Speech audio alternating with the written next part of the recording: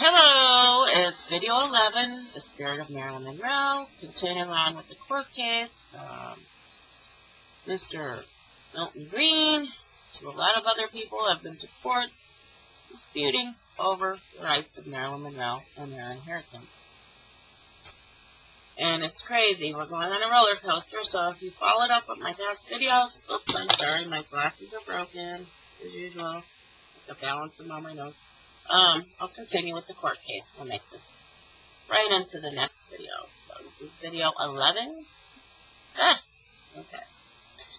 Based on the passage of SB 771, Monroe LLC sought reconsideration of the District Court's grant to summary judgment of Milton Green. Granting the motion of reconsideration, the District Court held that SB 771 applied retroactively in the Civil Code 3344.1 and amended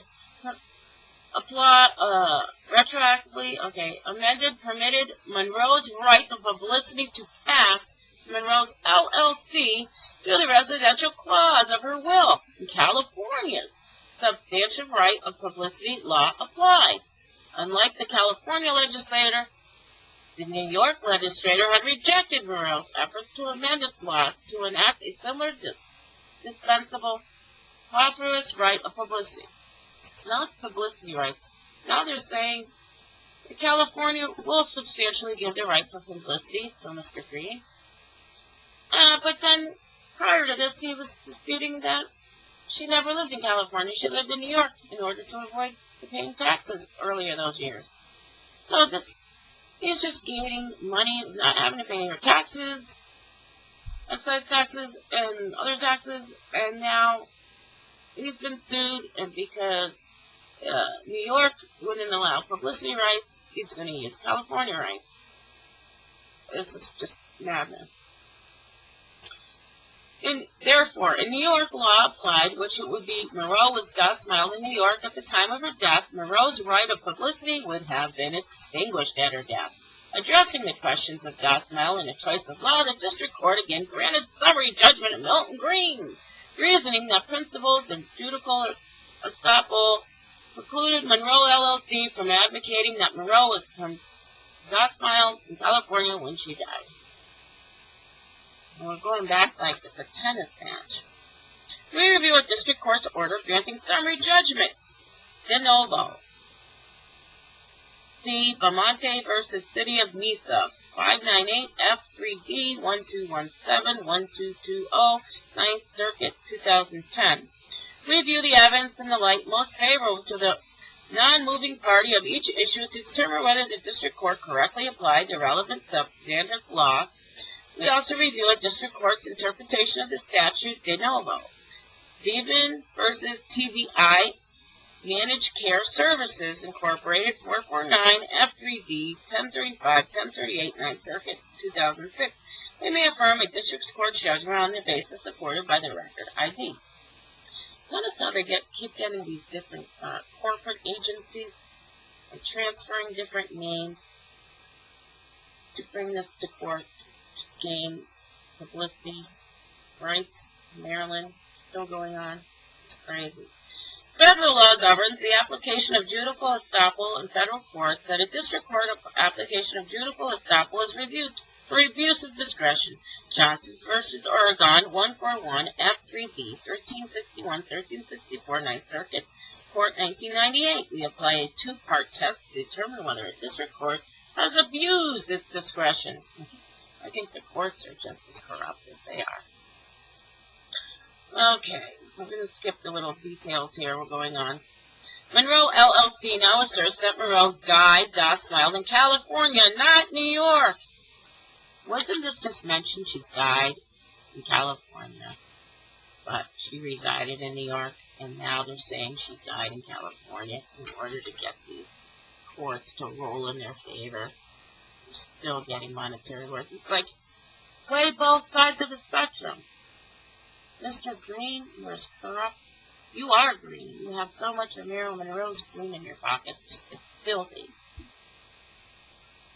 Monroe LLC now asserts that Monroe died domiciled in California, not New York, and contends that the District Court improperly intended the doctrine of judicial estoppel to preclude litigation of the question of Monroe's stockpile of death. And there's more information here where all this is from. I'm not going to read it. I mean, there's so much there. Thus revealing in one phase of a cause of an argument and then relying on a contradictory argument to prevail in another phase. Exactly. New Hampshire, Maine, 52 U.S. 742, blah, blah, blah, blah. It is inquisible doctrine invoked that only prevents a party from gaining an advantage by taking inconsistent positions, but also because of general considerations of the orderly administration of justice and regard of its dignity and judicial proceedings, and to protect against the litigant playing fast and loose with the court. Didn't I just say that? The Supreme Court has provided little guidance on the contours of judicial estoppel, and has acknowledged that circumstances where the doctrine may apply are probably not reducible in any general formulation in Hampshire 532 U.S. 570 and New Hampshire. However, the Court identified three factors that courts should consider in determining whether the doctrine is applicable in a given case. First, a party's later position must be clearly inconsistent with its earlier position. Second, courts regularly inquire whether the party has succeeded in persuading a court to accept the party's earlier position, and that the judicial acceptance of the inconsistent position in a later proceeding would create the perception that either the first or the second court was misled. This has been a mislead from the get-go, folks. A third consideration is whether the party seeking an asset to inconsistent position would derive an unfair advantage and impose an unfair deterrent on an opposing party if not estopped.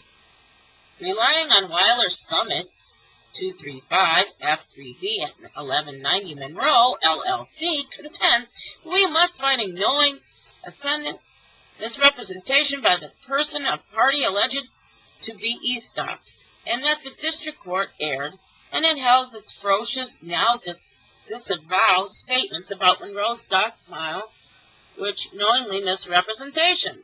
It's unclear when Monroe LLC, which is Mr. Green, and ferocious position was so fraught with error, since that Monroe's estate continued to make the same representations that Monroe's stockpile as Frosch did well past the later demise. Unbelievable. In Weiler's Summit, we explained that if a litigant's current position is manifestly inconsistent with a prior position, such as the amount of an effort to the court, judicial estoppel may apply. $1.5 million in profit participation payments under a 1958 contract from William Weiler to discreet the film Ben-Hur, ID at 1188-89. The Weiler contract called for $50,000 annual payments of profit participation proceeds, but in 1995, Weiler's successors in interest sought to waive the annual payments term to collect the remaining funds in a lump sum, ID at 1189. The district court held that because Mr. Weiler claimed only $50,000 per year in percentage compensation in declaring his taxable income to the IRS, he was judicially estopped from claiming the right to waive the provision and collect the remaining balance due to him as a lump sum, ID at 1190.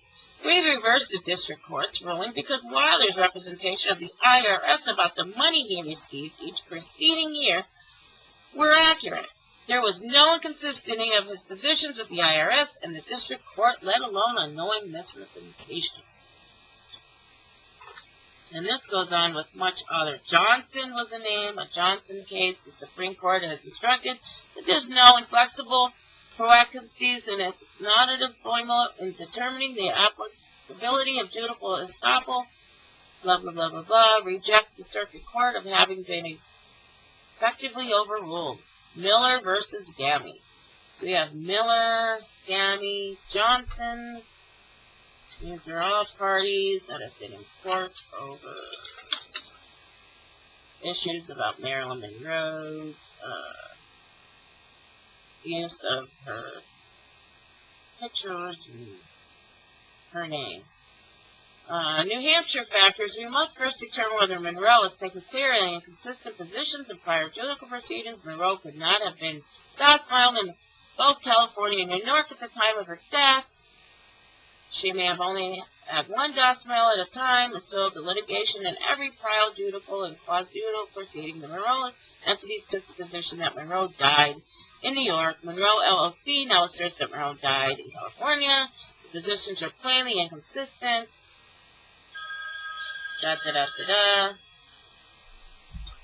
And then they went to other circuit courts.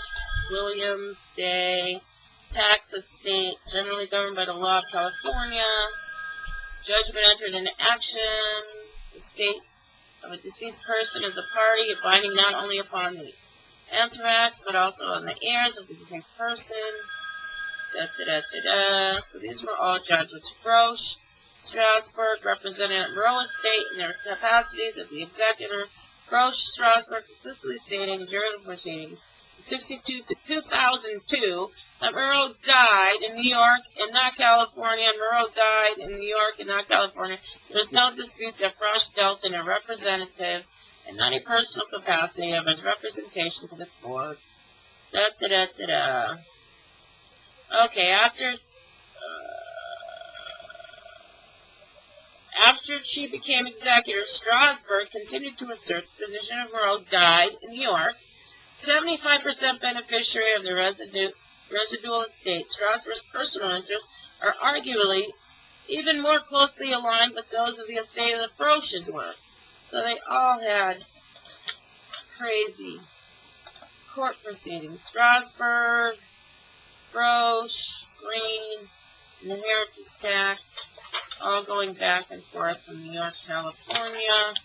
So I'm going to continue on, and basically it was Milton Green for Strasburg, got 25%, Milton Green got 75%, and Pat Newcomb got 25%. After all said and done, now we know the truth. What a circuit. Rest in peace, Marilyn. Watch my other videos. I'll be doing Anna Nicole Smith and Daniel Smith. Stay tuned for the truth. The spirit of Anna Nicole and Daniel will be my next series. I hope you learned as much as I have. Peace, and peace to you, Marilyn. God bless.